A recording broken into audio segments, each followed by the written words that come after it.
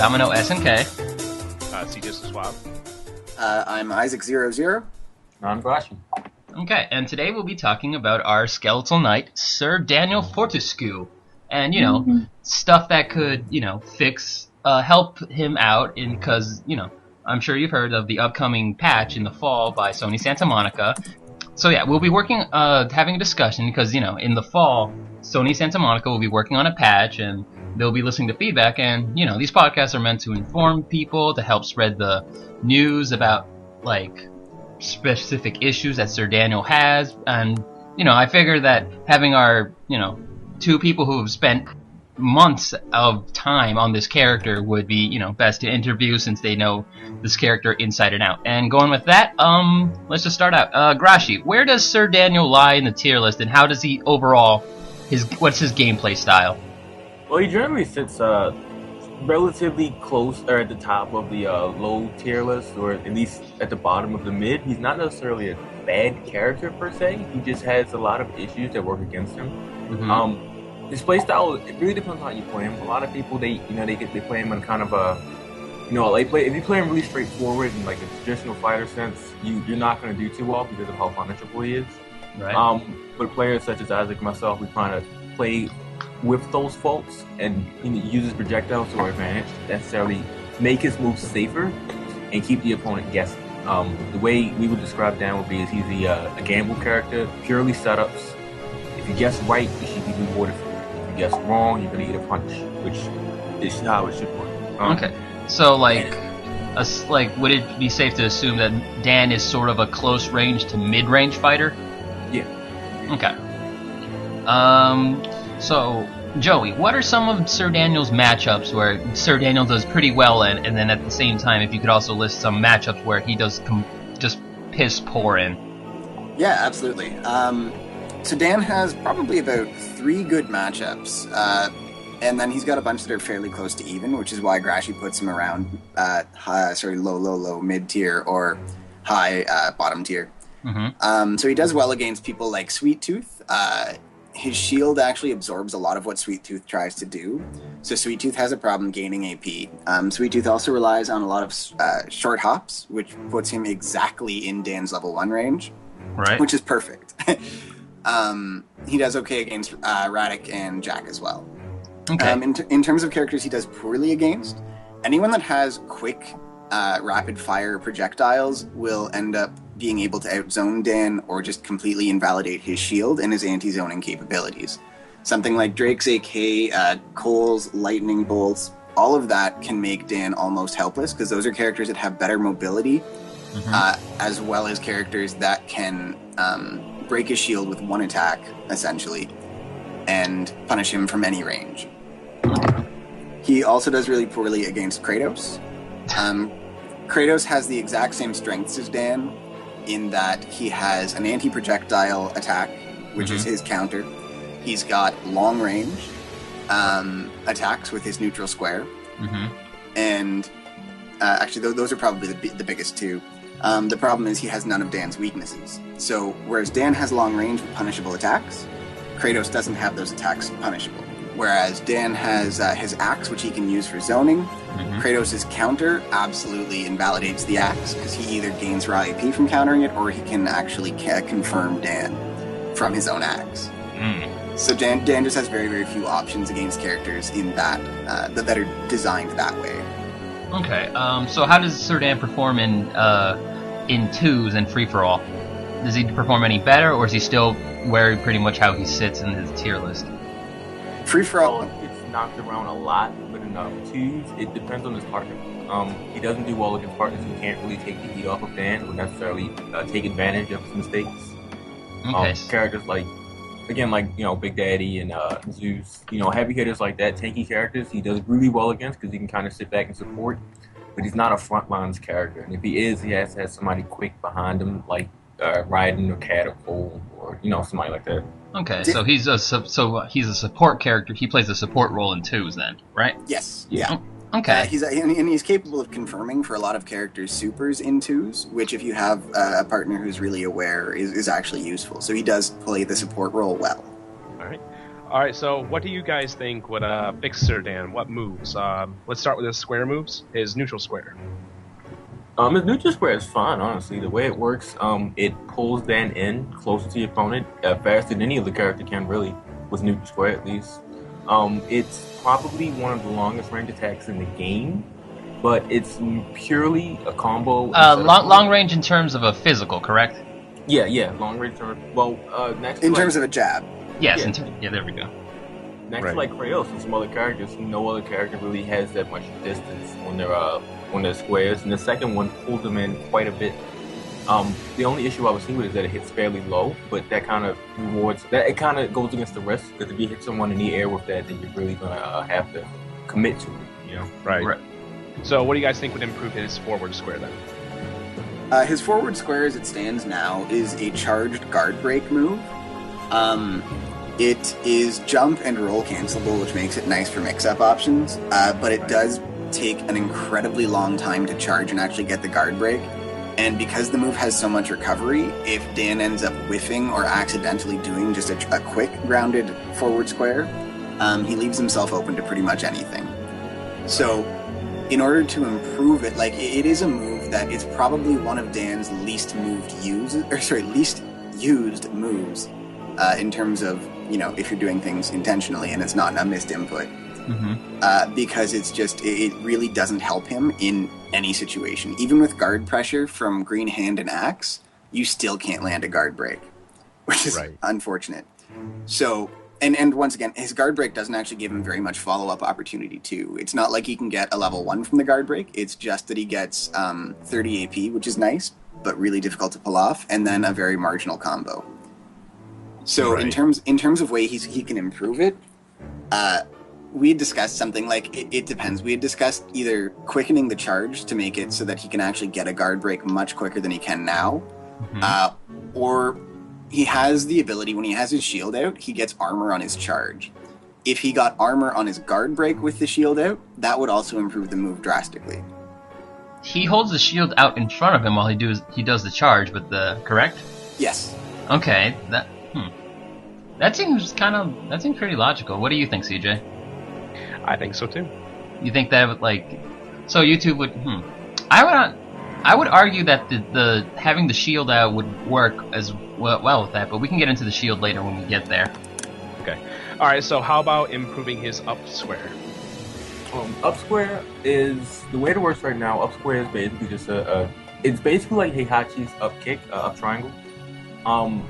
What it does, it doesn't necessarily launch the opponent. Its only launcher comes from another move. But it knocks them up in the air a set amount and builds setups. The way it works now, though, it has no hit stun. Well, it has hit stun, but it has very little hit stun to actually do anything off of, and the only real option you can get from it is an aerial mix-up. The way that I would suggest to improve it, and I mean, it's still a rough stretch, but the way I would suggest to improve it would be to increase the hit stun of the up square so you can legitimately and easily combo into another square combo, and possibly change the in-air hit reaction of the second up square. Second up square. So if the opponent is in the air, you hit him with another up square, he would actually get a launcher, which would serve as both an anti-air purpose. It would reward him in the corner because he would be able to possibly get a setup, kill confirm or setup from it, and it would remove the chance of him having a loop from the square, up square with the improved hit stun. Okay. Right. My only comment about the hit stun is that in no way do we want up square to be a confirm for his level 1. No. So you're not talking about, or confirm into arrow into level 1. So you're not talking about like a larger amount of hit stun. Really, you just want it to be a more accessible combo opportunity. So as it stands now, Dan has a really, really timing specific AP burst, where it's forward square, square, up square, and then as they're falling, you can get into the squares again, so you can do another square, up square. So essentially, you want to make the cooldown of the move slightly less, so he can has an easier time of getting another up square. Correct?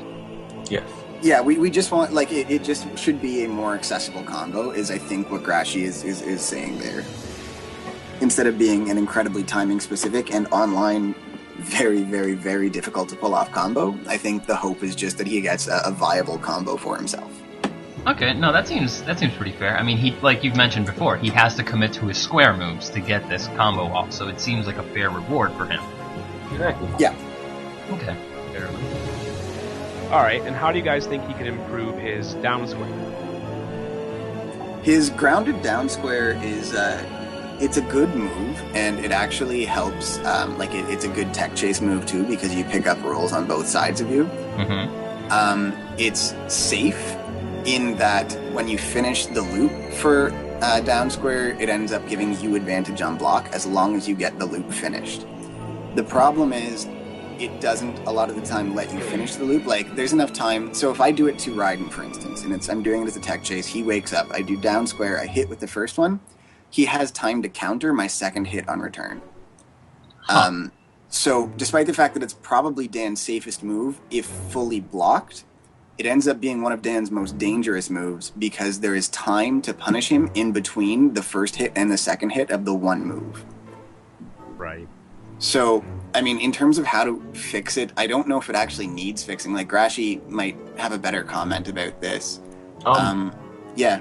It's setup based, depending on where you do it.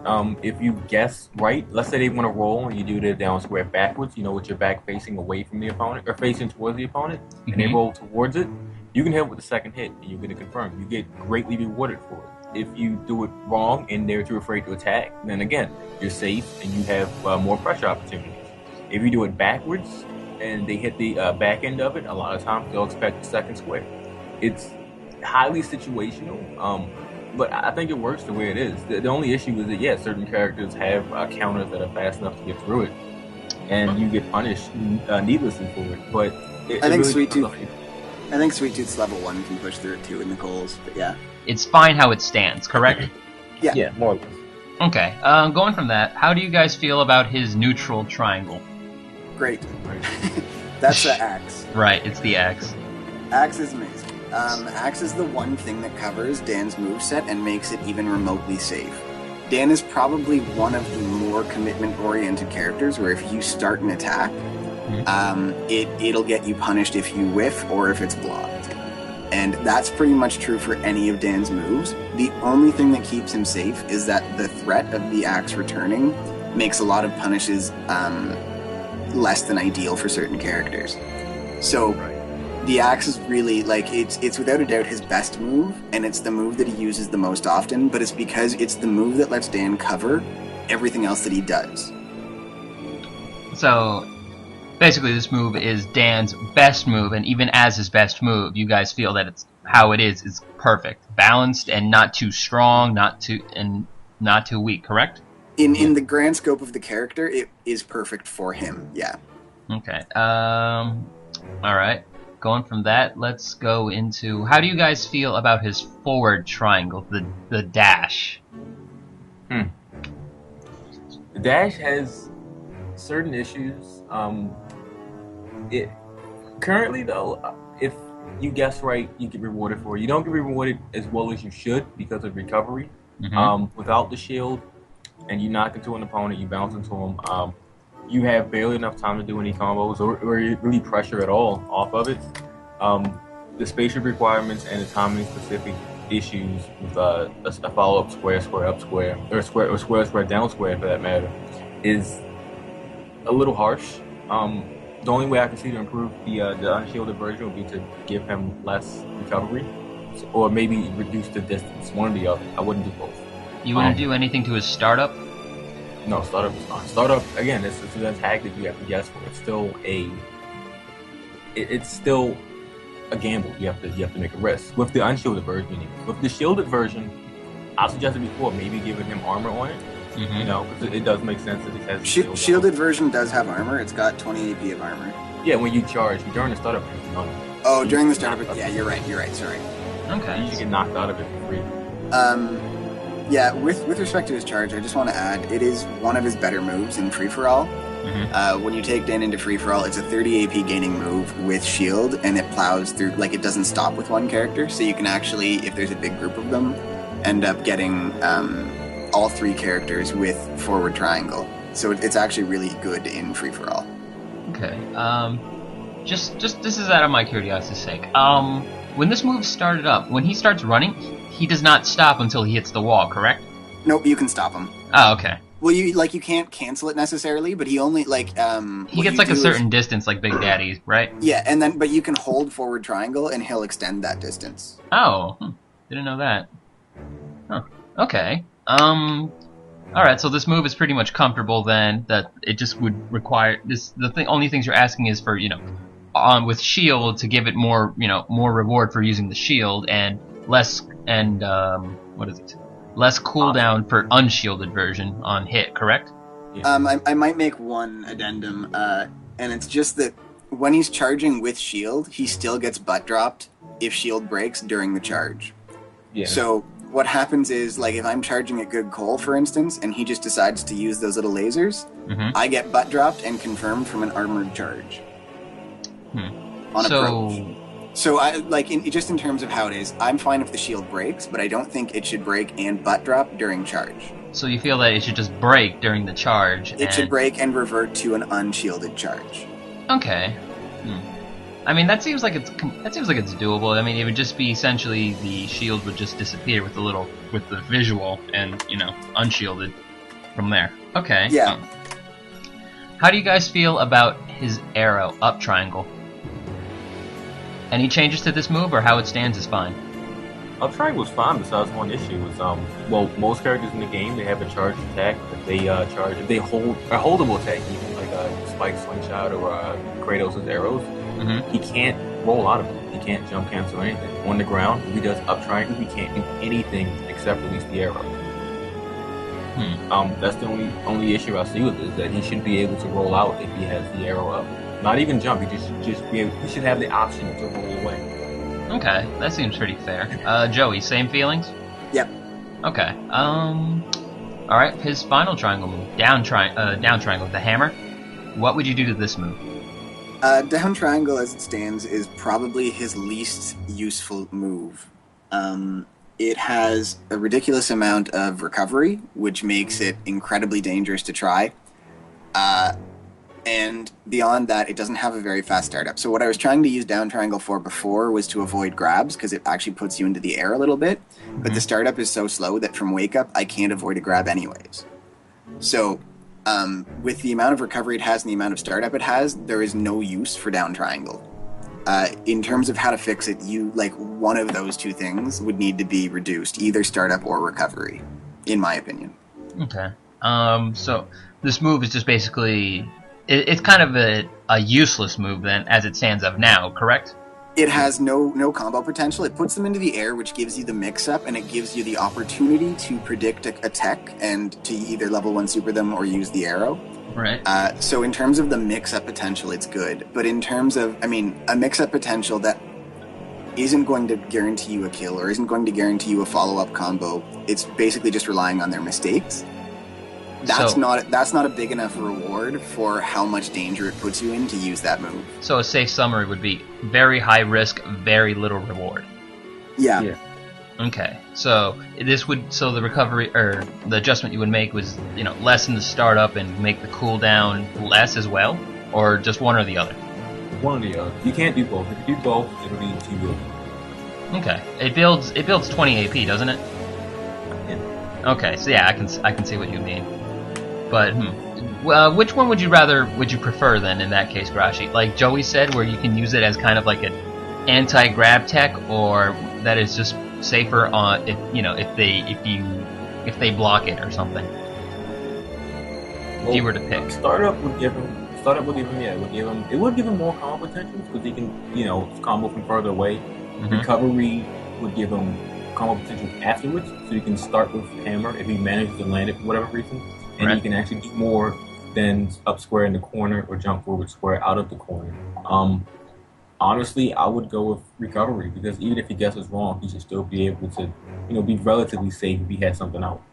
So, let's move on to the circle moves. How do you guys think he can improve his neutral circle, if need be? The shield. Yeah, the mighty shield. Yeah. The shield definitely needs improvements. it is a detriment to Dan in a lot of matchups, just because, like I said, quick projectiles end up breaking it. So to avoid that, I think you would need to adjust the shield. Like, this is probably his biggest buff, and probably the most necessary buff in my mind, is making the shield take an AP limit. So like 45 AP is what Grashi and I discussed. Mm-hmm. If it can absorb 45 AP, it would become a much more balanced and useful move. Because without Dan, like, if Dan doesn't have his shield out, he loses the ability to use forward triangle. That's two whole movesets, or two whole moves that he can't use in a matchup because shield is a detriment because of the butt drop. So against, Good Cole, Evil Cole, Kratos, and Drake, I cannot use shield, which means I cannot use forward triangle, which means I don't have a rushdown option. I don't have armor to catch landings with. It hurts him overall that his shield can be so detrimental when people have quick projectiles. Okay. And this 45 armor, it would apply to all, like, overall, like, if during the charge chain, for example, if he lost 10 AP beforehand, he does the charge and he gets hit by a 20 AP, he'd still only have 15 AP left afterwards, correct? Yeah. All right. So how do you guys think he can improve his forward circle?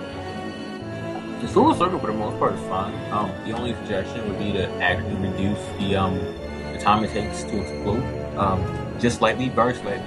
Currently, it's like 2 squares up. Well, about a square before it explodes on our practice stage meter. Mm-hmm. Even just reducing that to like half a square would be fine. But I know it's a free-for-all oriented move, but in free-for-all, it doesn't really benefit too much because the character's moving around so much, or they can just walk right over it. The radius is fine, the effect is fine, the air hit is fine, but again, it's another attack where if you guess right, you should be rewarded for it. But if you guess right with hand now, it's just another tool to kind of scare your opponent when you're doing something. But really, the reality is you can just block it or walk away from it, it'll roll over it, and it can't do too much to you. Yeah, you can know it's there. You can run through it. Yeah, that's pretty dumb. You shouldn't be able to run through a projectile headed your way, regardless of what type of it is, without penalty. Yeah. All right. So, how do you guys think he can improve his down circle? The fire. I actually really like down circle in its current form. I don't think I would change anything about it. It's a good way to prevent grabs if you're going for level 3 because no one stands in the fire. It's a good way to get rid of traps on the ground because it gets rid of most things. Mm-hmm. It has recovery, but I don't mind the recovery. I really like fire as is. Okay. All right. That said, how do you guys think he can improve his up circle? Chicken wing. Chicken's an attack that we both kind of torn on. I find using in chicken because it kind of, it's a spiritual. It's not necessarily something. It's not going to do anything. It's not going to do too much. Even if it hits you, it's just going to do a light reaction and gain 10 AP. Mm-hmm. If it doesn't hit you, it's there. And it has a nice, long-lasting hitbox that can actually stop you from walking into it. That's all it does. That's all it should do. I can't really think of it being necessarily about it. That's maybe giving it more range. It's honestly as fine as it is, in my opinion. It is fine as it is. It's one of Dan's few moves that's useful against characters of any height, which is nice. Okay. So before we go into supers, are there any aerial moves worth mentioning? Or because since a lot of these moves have the same basic properties of like arrow, for instance, in the air is the same as kind of grounded arrow. They both act the same. Is there any specific square move or aerials like he does? Like I know his aerial down square is different. Yeah, his aerial down square and aerial neutral square are both different, but both have uses, in my opinion. Aerial down square is one of his best ways to catch rolls, and aerial neutral square is really good because it causes a hard knockdown. So if you're jumping, I can jump with you, hard knock you down onto a platform, drop below you, and do an Oki situation from underneath your platform. Is there any changes you would do to either of these moves? Not for me. Okay, Grashi, is there any changes you would do to Dan's aerial down square or neutral square? No, I mean his aerial down square and neutral square are fine as is. His neutral square is again it's a commit move. If you guess wrong, you get punished for it. If you guess right, you get a hard knockdown. Ooh, yeah. Outside of that is fine. All right, moving on to supers. Which supers do you think could be improved for Serdan? His level 1 is in need of improvement, in my opinion. So as it currently stands, his level 1 is great. After I do an up square, I put tall characters into a guessing game where you can tech down, and a lot of the time I can still super you if you're a tall character. You can neutral tech, in which case I can still raw super you. You can air dodge, and then my raw super will miss. You can tech left, you can tech right. All of these things are a guessing game from every single up square. It's not a confirm, but it's a setup. Right. My problem with his level 1 is that short characters can straight tech down, and they are totally safe from his super. So where every single character has to respect a guessing game with Dan, short characters do not. And so what I would like is for his level 1 to get a hitbox that goes low enough to catch short characters that down tech. Just because I don't think that, Dan isn't a great character. Giving a whole different group of characters a way out of getting killed by Dan does not help him. At least this way there's no brain dead way to escape his level 1 setups. Okay, because like a short character like Spike, for instance, could just down tech and then just level 1 him while he's recovering, correct? Yeah. Okay. Yeah. Does that sound fair to you, CJ? Sounds pretty fair to me. I've always noticed, the few times I have played Sir Dan, it's pretty much very random super. It only works on the taller guys, so... Yeah. It's the way he is, just he wants to keep you guessing, and he wants to make different setups. He wants to read your tech patterns. He wants to figure out how he can super you with his level 1 at different times. This is how I play him. With short characters, I don't have the option to play them based on reads, because no matter what I do, my read won't fix the fact that you can tech down and block. All I can do is throw, and all I can do from a throw is position you, which is fine, but of course positioning still won't give me the ability to kill you if you're short. Right. Well, to kill you in a tech read. In a tech read, yeah, absolutely. But I mean, Dan doesn't have very much outside of tech reads for killing with level 1, anyways. Right. Okay. Anything about his level 2? Or do you feel that his level 2 is perfect, but could use a minor tweak with the orbs, since the orb seems to be always the issue with it? Yeah, level 2 outside of the orbs is fine. The orbs, currently, if they, let's say you did level 2 confirm in the corner, which is up square, or just one up square in the corner, and you're level 2. If you're slightly off, even by a little bit, your level 2, the beam that comes out of the chalice will miss them. You have to rely on the orbs to hit them. But the orb, they always turn in one direction, and that's towards the opponent, and then they go down because they go up so high. Which means that when they go up towards the air, they'll hit the wall and just disappear. And you lose that option. You lose your AP, you lose your setup, you lose your reward.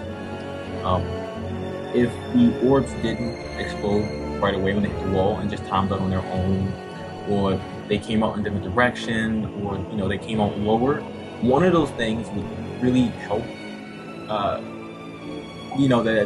accidental chance that you'll do up square and it won't actually hit the opponent right away. Or even in free fall where characters can just stand next to Dan and just jump away as soon as it's super finishes, because the orbs cannot hit them. They will not hit them ever. Right, and as a level 2, level 2s are meant to be kind of the more quote-unquote guaranteed kill as opposed to level 1s. And, so... Okay, so it would be improve the tracking on the orbs and perhaps find some sort of balance. This is, for the developers to find some sort of balance between the amount of time the orbs stay out and the walls. Some sort of balance between the two, correct? Yeah. Yeah, as it stands, the orbs just explode on impact on the wall. So, if you release near a corner, the orb is gone, and Dan loses the opportunity to kill them with that orb. So just making it so that the orb doesn't explode on the wall would fix that problem. All right. And last but not least, how do you think he can improve his level 3 if it needs improving? His level 3, the way it works is as soon as you activate it, characters lose their mobility and abilities to move around and do special abilities to get out of the level 3. And they have to stay in the orb for a certain amount of time in order for you to kill them. The issue with it is, once you kill them the first time, they respawn the second. During the respawn invincibility area, they can dash away, they can jump away, and they can use certain abilities to get out of the orb and put in a down state where they can't be hit by characters like Sackboy put down a bounce pad and then teleport away.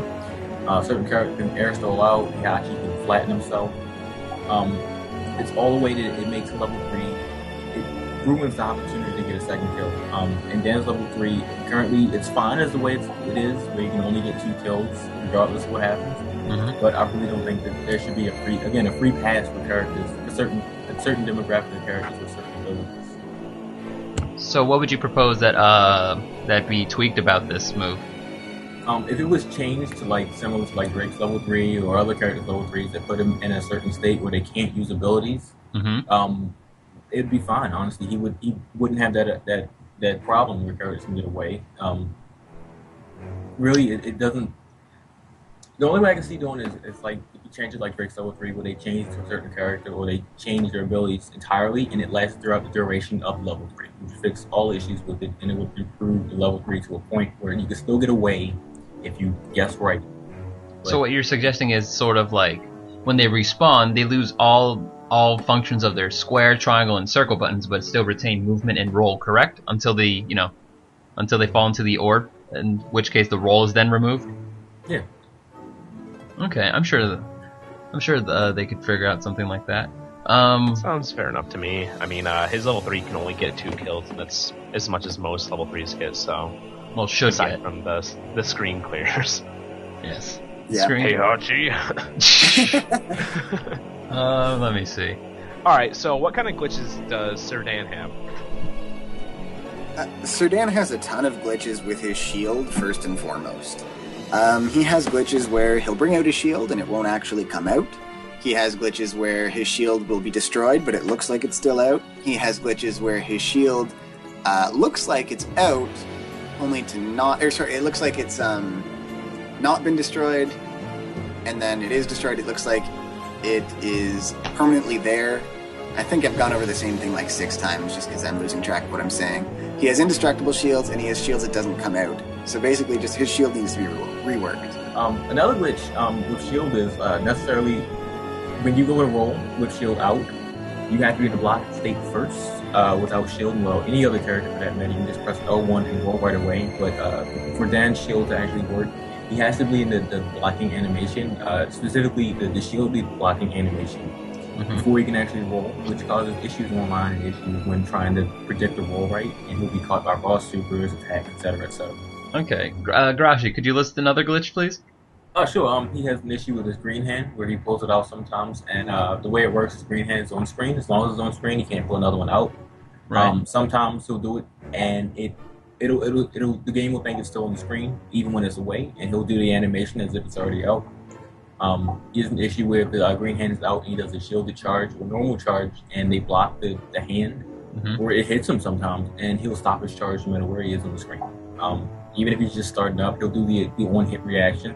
It'll just bounce off, which ruins the option for him to actually combo from the green hand. We'll crush it. Yeah, he can't follow up the green hand with a charge unless the charge has already exploded, because otherwise the explosion stops his charge. Okay, anything else? Oh, right. What about his level 3 glitch where opponents can roll during his super and just basically just disrespect it? Yeah, that exists and is a treat. They can air dodge during it, they can roll during it. It doesn't happen always, and I don't know what the precursor is to it happening. But it ruins Dan's level 3. Like, you're not going to get a kill, obviously, because they continually interrupt how they get out of his level 3, because, I mean, the level 3 is time-based. They have to stay in the orb for a certain amount of time. Right. Every time they air dodge, it resets the amount of time they've spent in the air. Or dodge roll, it resets the amount of time that they've spent in the orb. So Dan loses the ability to kill anyone once that happens. Okay. Is there any other glitches wise, or is the shield and the Dan hand mostly the source of Dan's glitches? His axe occasionally disappears on screen. So, I can send out an axe and then it won't come back. And on your screen, if you're the person playing me, I can send out an axe and you won't see it at all, which is really bad because his axe can confirm tall characters into his level 1. Right. So it's really useful if you can see it. But it's kind of an unfair glitch, though, is what you're saying. Yeah, exactly. Okay, that might be a netcode issue, but obviously it should be looked into. Yes. Okay, is that it? Okay, and so that pretty much wraps up Dan's glitches, correct? Yeah. Okay, Joey, if you can give a a summary of the most important changes that Dan needs, as well as the most important glitches that need addressing, we'll come to a conclusion. Okay, the number one thing for Dan really is his shield. He's supposed to be a defensive anti-zoning character, but as it stands, his shield really does act as a detriment in a lot of situations. Because there's times where the shield doesn't come out when I bring it out, for instance, the shield doesn't help me at all against characters even when it's supposed to. So if it can absorb 45 AP and if it can be less glitchy, then Dan will be far, far more useful. As well, if his level 1 doesn't have a free escape from down tech, Dan will become a much better 50-50 character, which I think is how he should be played. My final point is just a plea to not nerf the axe. The only thing that keeps Dan from getting killed in most situations is that his axe is out and people have to respect the axe. If the axe becomes worse, Dan will be too slow to protect himself against the majority of the characters. So if his axe is nerfed, he's going to be ruined, basically, in a lot of situations. Okay, no, that's understandable. Since basically Dan's range of effectiveness is where the axe ends and where Dan is. That's his range of effectiveness, correct? Yeah. Okay. And with that, I believe that our Sir Daniel Fortescue podcast is over.